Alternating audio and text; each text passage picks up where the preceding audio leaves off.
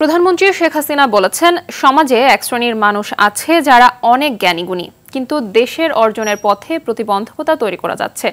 তাদের বিষয়ে সচেতন থাকতে হবে। সকালে গণভবনে আমার চোখে বঙ্গবন্ধু শীর্ষক ভিডিও চিত্র তৈরি প্রতিযোগিতায় বিজয়ীদের মাঝে পুরস্কার বিতরণ অনুষ্ঠানে এমন মন্তব্য করেন তিনি। এ সময় বঙ্গবন্ধু ও স্বাধীন দেশের আদর্শ ধারণ করে আগামীতে পথ চলতে নতুন প্রজন্মকে নানা দিক নির্দেশনাও দেন সরকার প্রধান।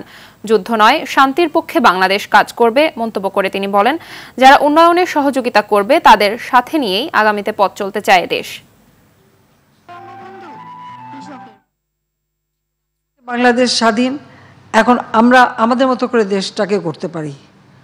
সেটাই আমি বলবো যে ইতিহাস থেকে শিক্ষা নিয়ে ভবিষ্যতের জন্য নিজেদেরকে তৈরি করতে হবে। এখন যুগ হচ্ছে প্রযুক্তির যুগ, বিজ্ঞানের যুগ, জ্ঞানের যুগ। বাংলাদেশে কিছু মানুষ আছে তাদের সব কিছুতেই কিছু ভালো লাগে না।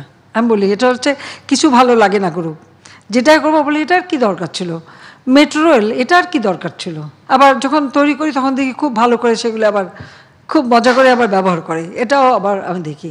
তো আমি এটাই বলবো তোমাদেরকে তৈরি হতে হবে।